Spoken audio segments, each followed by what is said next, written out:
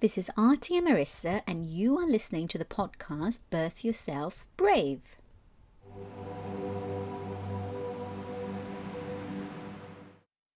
And today we have Wendy Power Stoten, EFT practitioner and FAST founder and coordinator. Welcome, Wendy.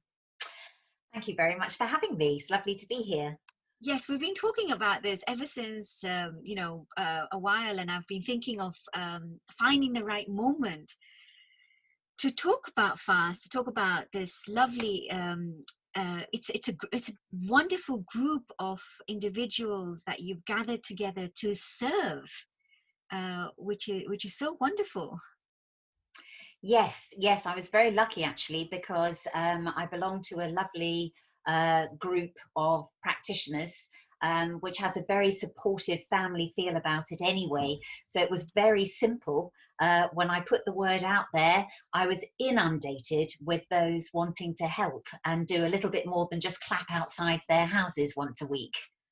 Yeah, exactly. That's when we started, isn't it? During the beginning of the pandemic, earlier on this year. Yes, that's right. Yes. FAST really began when I was asked by a friend to help her sister, who was an ICU nurse in the COVID wards up in Birmingham. And I just, of course, said yes, and hadn't realised quite how traumatised some of the frontline staff were already in those very early stages. And as you know, EFT tapping is an incredible tool to be able to help with stress and trauma. And I probably had the quickest results I think I've ever had with a client before. Within 45 minutes, she'd gone from being absolutely overwhelmed, unable to speak, to being able to talk again, smile again, and actually be able to look at things through a different perception. So I didn't realise that was going to lead to FAST eventually, but in actual fact, then having more and more requests that came from that initial contact, it seemed that there was a big job to be done out there and a big area to serve. Definitely. So let's just recap. So FAST, what does it stand for? It stands for Frontline Assistance for Stress and Trauma. Excellent. Yeah, so tell me a little bit more about this, so everybody's aware as well. So, of course, this is how we met as such. But a little bit more about how it. You mentioned about how your friend needed it, and that's how it was pretty much how it birthed. But what is it? What are you offering to others, and who is it for? Well, having created a little pilot and having worked out the best, most optimal ways of helping, we then set up FAST. I set it up with this friend initially. She's a technical whiz, so once she'd done the technical side, it was over to me with the team and clients and potentials, we offer 4 sessions of EFT to whoever accesses support. We have a website which has recently been updated to be more accessible and really easy to navigate. And we started off doing NHS frontline COVID ward workers, but soon we extended it out to all frontline and emergency service workers. So we cover a very wide range of professions, yes, we do our best for whoever contacts us through the website access support page. That comes to me, and I quickly match up with one of our practitioners. All of our practitioners are advanced and trauma experienced. And we go from there, and we are having absolutely phenomenal results. We're getting 100% positive feedback. We are taking a record of our results so that we've got some robust data if we then want to offer that to anyone who's interested in the NHS or any other decision makers in various organisations.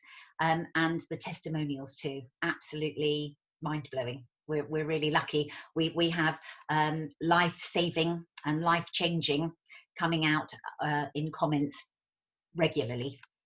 That's such a privilege to be able to do this. It's so wonderful. And we're talking over here in this podcast about birth yourself brave. So it's actually giving others the opportunity to birth themselves brave, because it's like life saving, as you said, isn't it? And sometimes when you're on the quagmire of your own emotions and it's so dire out there, to have somebody just to listen to you and to offer, as you said, isn't it, this EFT, which helps so much with this stress and trauma, that Frontline, as anybody who's associated with all of this, is very empowering. And how did you came about this idea, of course, because of your friend as well, but it's more to do with empowering others, isn't it? I believe that this is one of your fortes, to help others to reach out.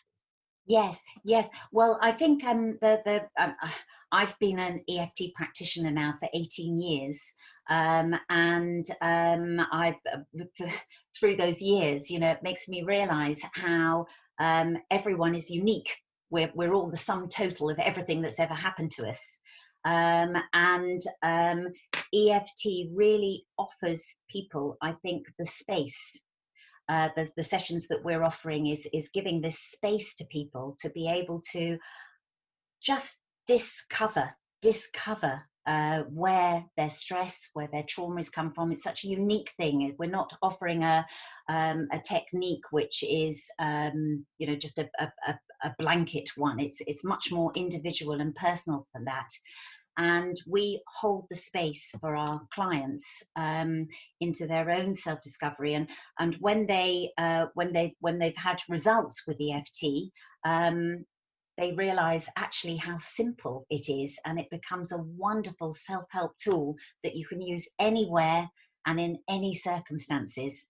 So we're empowering that way by leaving them also with a self-help tool that, of course, we've had, again, a lot of feedback. People are tending to use it before shifts, and then again after shifts. During the shift, everything is so chaotic and so busy at busy times that it's very difficult to stop and start tapping yourself. But that empowering before and then releasing the stress after seems to be really beneficial. Empowering before and releasing the stress afterwards. They're magical words for anybody in a ward, because you have to wear, of course, the mask and your visor and all of this protection, which already is creating a lot of anxiety and covering. And I love the way you actually said you discover all of that. It's a wonderful way, because wearing all of these masks and all of these covers, and you get into that situation and then having to deal with everything during that situation, and then afterwards having a tool to help you de-stress and in a way process that trauma.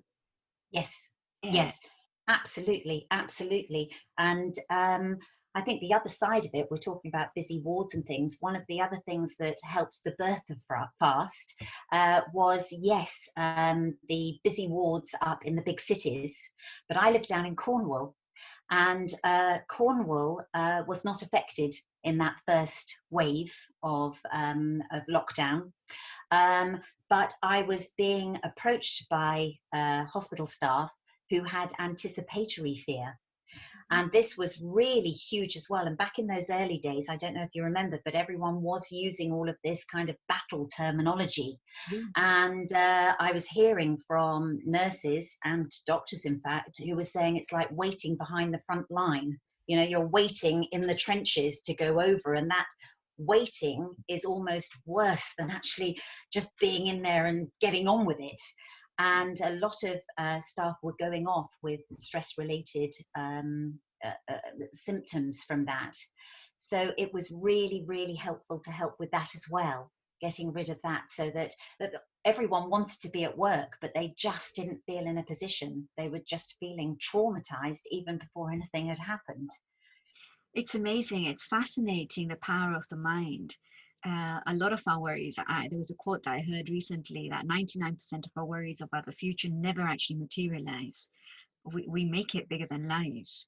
Absolutely. It's really interesting what you're saying, but tell me a little bit more about how you came to EFT, this wonderful tool that you're talking about, and of course I am an EFT practitioner as well. I love it, but it's nice to hear you've been doing it for much longer. So please tell me, how was it that how did you hear about it? Before becoming an EFT practitioner, I actually worked as a trainer. I was Okay. a business language and skills trainer, and I worked in various countries around the world. But I'd always had in the background, I'd always been very interested in complementary therapies, and had a few of those under my belt that I just used for family and friends, never professionally. And then I moved down to Cornwall actually the day after I got married, and it became a little bit more difficult to go traveling around the world or living in different countries. And so I had the space to develop my complementary side of things. I also got over a big fear, a big phobia of my own, which was around childbirth, Yes.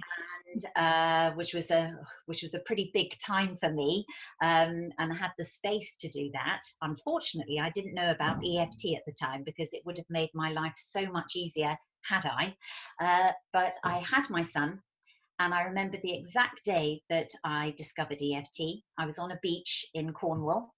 My son was 2 or 3 months old, and I was with another group of mums, and a mum had come to join us from London with her new baby as well. Must have been the half-term holidays or something like that. And she started telling me about this therapy that she'd heard about. She was telling us all, EFT, and she was describing it, and I was absolutely spellbound. And I remember at one stage, I looked behind me to go, wow, to the other mums, isn't this incredible? And they were all chattering amongst themselves again. They'd lost interest. Whereas I was there just drinking in as much as I could of this. And as often happens, Artie, on the way home, the radio in the car, I was listening to a radio show, and they mentioned EFT. Yeah. So within the space of 2 or 3 hours, I'd heard about EFT twice. And then I was in a charity shop, actually, and I saw an EFT book on the shelf just in front of me. That was the day later. And I thought, well, there we go. I'm obviously being given a message here. I need to add this tool to my repertoire. So the rest is history. Yeah. I love it though. You said I always believe in the power of three. So it was pretty much like three messages, isn't it? You had a group Yes, of friends, and then you heard it in the radio, and then you saw the book, which is fantastic. It's validation for you as well. absolutely, yes. Definitely. And since you've been doing EFT for such a long time, how long has it been now, you said? About 18 years, coming up for 18 years. Yeah, it's amazing. You must have seen a lot of different areas and people transforming, and as you were saying now as well about helping the frontliners as well, people who are actually exposed, and the term that I love the term that you used, fast and frontline assistance for stress and trauma. It's actually it's a really lovely thing to do for others. And the title of this episode and this theme, so to say, is less self service, because everything that we do, even as EFT practitioners, we are expecting our clients to get better. We're silently hoping. And even with fast, it is quite challenging to be able to you do such a wonderful job to help others by coordinating the volunteers, the practitioners. Tell me a little bit more about how it's nurtured you as a human being as well, and how it's given you different areas where you've birthed yourself as well, in what you've come across. Gosh, that's a big one. It's been a wonderful opportunity. It's been a wonderful opportunity. I have felt for quite a long time that I had something big inside, something bigger. I've run my own practice successfully, and it's steadily grown and grown and grown over the years. I help in lots of different areas. I love helping in schools with exam stress, and I'm called, when nothing else works, Wendy in one school. So I'm given all the students that nothing else seems to work, and lots of different areas, including helping mums who have fears of childbirth as well, or just preparing for birth, so many different areas. And I've always kept very much up to date with the latest developments. That's one of the things for me. I'm always training with the latest branches that have come out of EFT. I'm a matrix re-imprinting practitioner. I've done grief and loss specialist training, trauma training, lots of different things. I'm always adding on to that and just trying to develop and keeping up with the latest. And I always felt that there was something that was going to happen. I can't really explain. It was just a feeling. It was just a feeling. And when this happened with COVID, when these ICU frontline nurses seemed to be coming to me thick and fast, it was just a no-brainer. It just was a no-brainer. I didn't even have to think twice. I've always believed in service to the community. It's been a big part of my life all the way through. So again, that bit came very naturally. That's what I do. But it's been so wonderful, not least because I have a wonderful team of really supportive practitioners who are all so qualified, skilled, generous with their time. They're all volunteers. I've been volunteering my time to this project. It just feels like a gift. It just feels like a gift. And we never realized to start with quite how long it was going to go on for. We're 6 months in now, which actually, on top of the fact that we were all expert in our field anyway, we are now, I think, very COVID expert too. What we've heard about, what we've helped with over the last 6 months, has been such a wide range of things. Everyone from top consultants to care home workers and everything all over the place in between, here and there. We really do have a wide experience now, and we would like to carry on as long as possible. We know we're offering a great service. We've got a proven track record now of the effectiveness of the help that we're giving, and it's fast. I didn't really call frontline assistance for stress and trauma as really being fast, but that is what is happening. We've had more than a handful of people going back to work after just 2 sessions. It's incredible. So yes, we want to be here for the long run.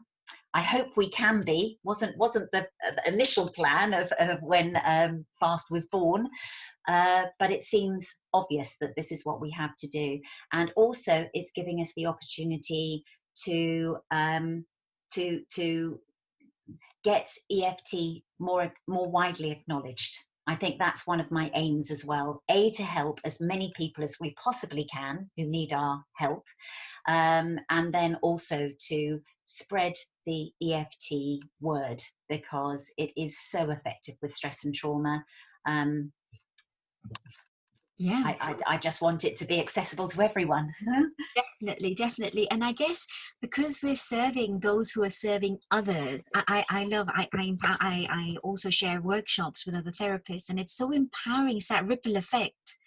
Because, when a nurse comes or a doctor comes or anyone that in the front line who are actually helping so many lots of thousands of people, it's not that we want acknowledgement, but it's a beautiful thought that at least you can help the other person so they can continue helping and being good at their own jobs. Yes. Well, I think that's it. And I've had several of the people that have come to FAST saying that they're using that as a self-help tool, and that's being noticed by others and saying, well, how did you do that? How did you calm down so quickly? And they are then passing on that word. And again, as we said before, because it's so easy to learn, actually just for your own self-help, it's a wonderful tool. So I really feel that that's having an impact in these times where that's so important, where people are really struggling. And what that must feel like. It's not just the worry of work, it's the worry of what might happen to them, the impact that might have on their families.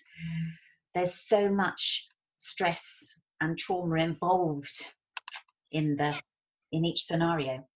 definitely. And I think it seems appropriate just to talk about this more than asking you, but I'll just share my own experience. And I think with EFT, what it does, it gives you a tool.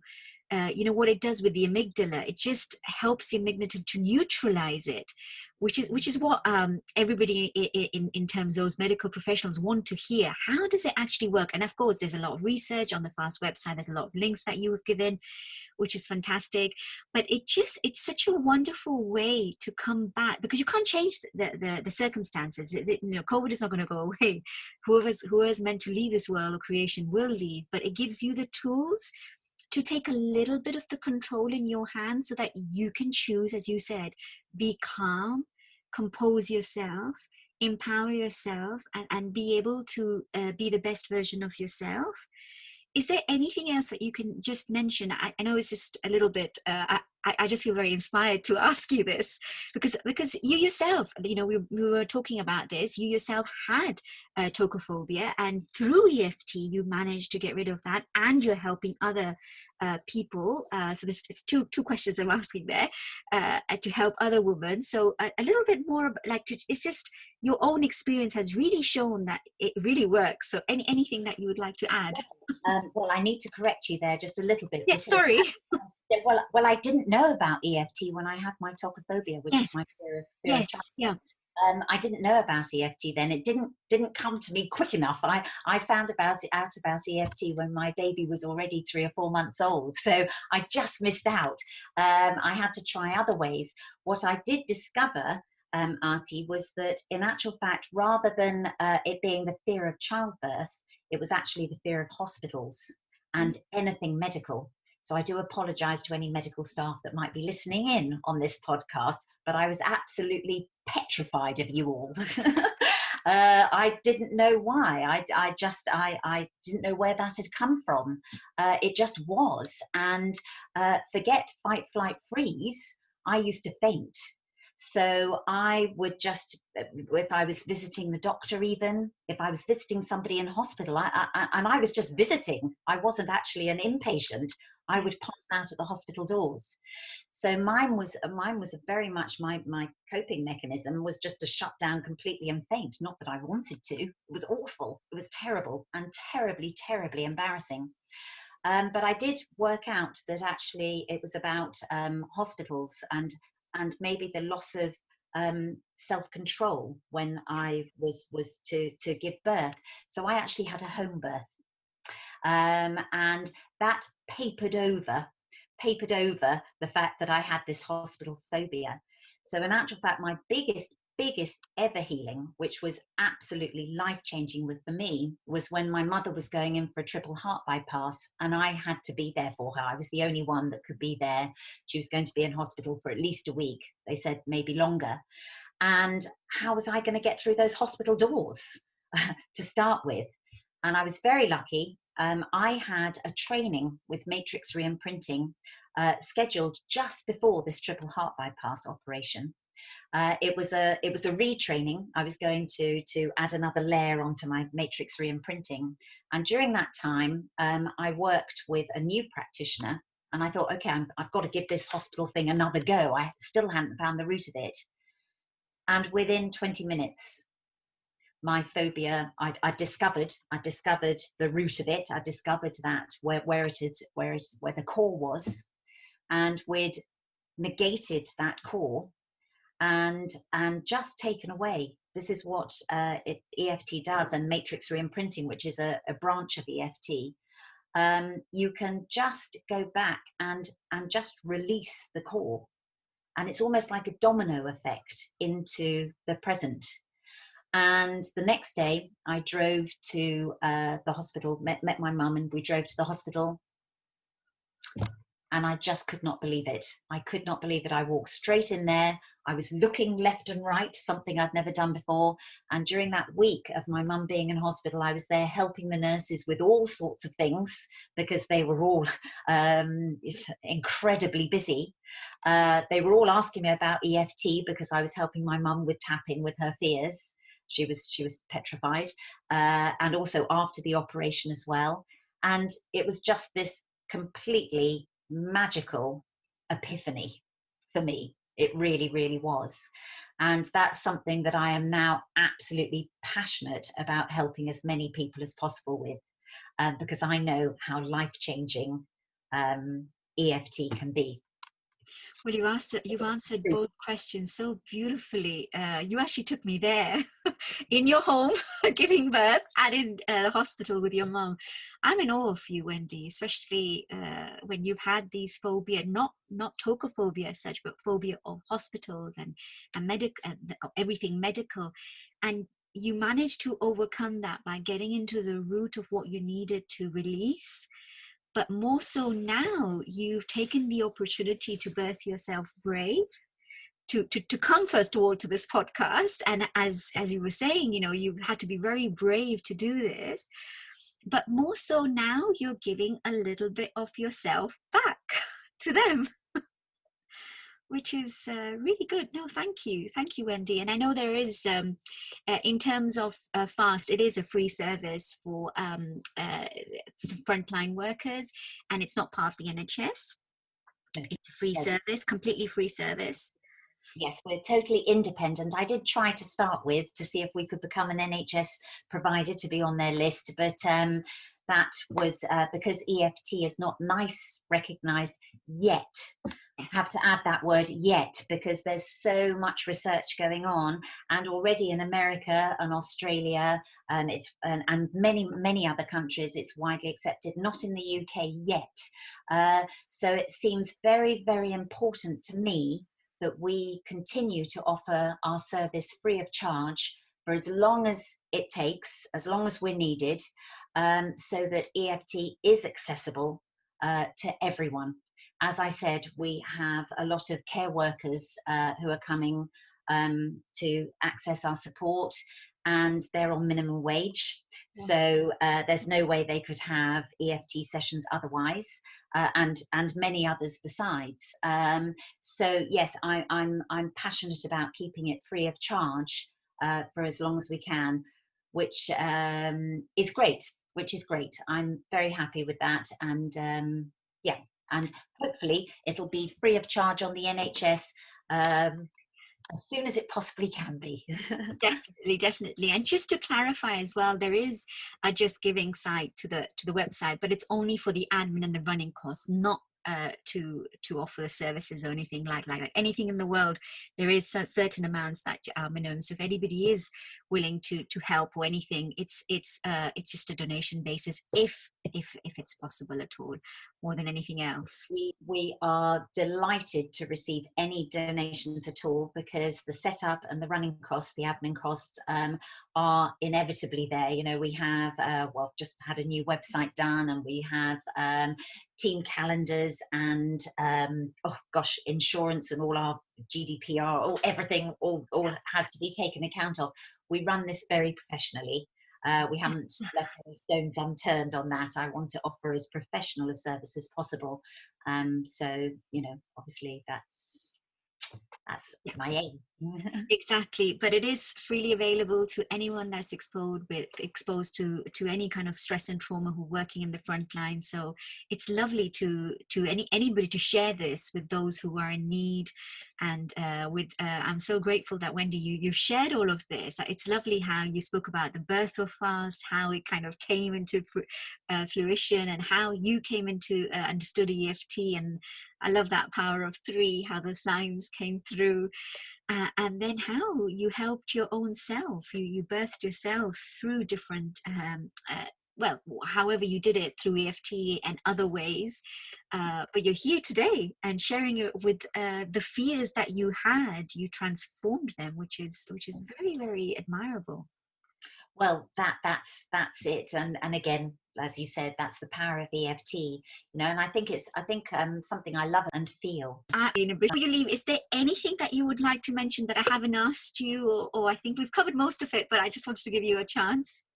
Well, just to thank you very much for this opportunity to talk about FAST, and hopefully to spread the word out there of how we're offering this service, and we just really are here to help as many as possible. So if you have friends, if you have family, if it's you yourself, please don't hesitate to get in touch with us, because that's what we're here for. Definitely, we're more than happy to help. No, so thank you as well. I'm so grateful that we decided to do this now, and hopefully we are making the world a better place to live in. Thank you. Excellent. Thank you so much. Thank you for listening. Please do not forget to rate, review, and subscribe for future episodes, and also to let other people know that we exist. If there are any links mentioned that you cannot view, visit the YouTube channel Artie and Marissa, and you will find them on the relevant episode under the playlist of Birth Yourself Brave podcast.